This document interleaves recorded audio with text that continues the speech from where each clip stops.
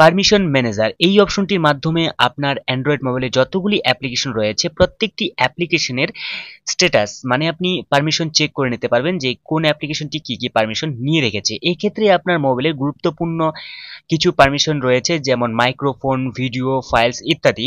এই ক্ষেত্রে আপনি একটি বিষয় যদি লক্ষ্য করেন যে এমন একটি অ্যাপ্লিকেশন আপনি ইনস্টল করেছেন যে অ্যাপ্লিকেশনটির মাইক্রোফোন, ভিডিও বা অডিও এমনকি ফাইলসের পারমিশনের কোনো প্রয়োজন নেই, এক্ষেত্রেও যদি তিনি নিয়ে রাখে এক্ষেত্রে কিন্তু আপনি না চাইলেও আপনার কাছ থেকে তিনি খুব সহজভাবেই সেই সব তথ্য নিয়ে নিতে পারবে। তো এই ক্ষেত্রে আপনি একবার হলেও এই যে অপশনটি আপনি চেক করে নেবেন।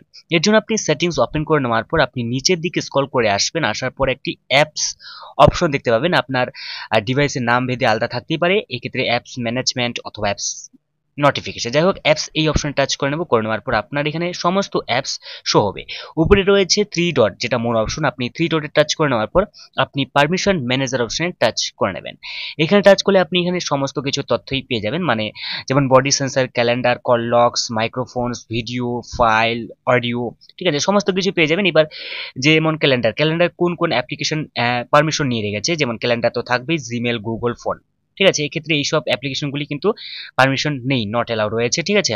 তো এইভাবে কিন্তু আপনি প্রত্যেকটি অ্যাপ্লিকেশন একবার হলেও আপনাকে চেক করে নেওয়া প্রয়োজন। এমন কিছু হার্মফুল অ্যাপ্লিকেশন রয়েছে যার মাধ্যমে বা যেটা আপনার তেমন কোনো কাজ করছে না, ঠিক আছে, বা আপনি ভুলবশত সেটিকে আপনি ইনস্টল করে রেখেছেন বা আপনি নিজেও জানেন না, ঠিক আছে এক্ষেত্রে আপনি সেটাকে আনইনস্টল করে দিবেন এবং কি পারমিশন আপনি চেক করে নেবেন, ঠিক আছে। এইভাবে কিন্তু আপনি সহজভাবে মানে আপনি একবার হলেও চেক করে নেবেন।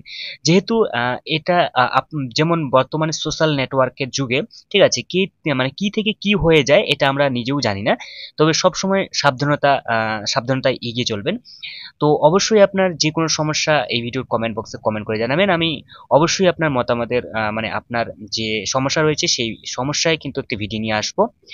তো আজকে এইটুকুই। তো দেখা হচ্ছে পরবর্তী নতুন কোনো আরেকটি ভিডিওতে। ততক্ষণের জন্য অবশ্যই ভালো থাকবেন, সুস্থ থাকবেন। Bye bye.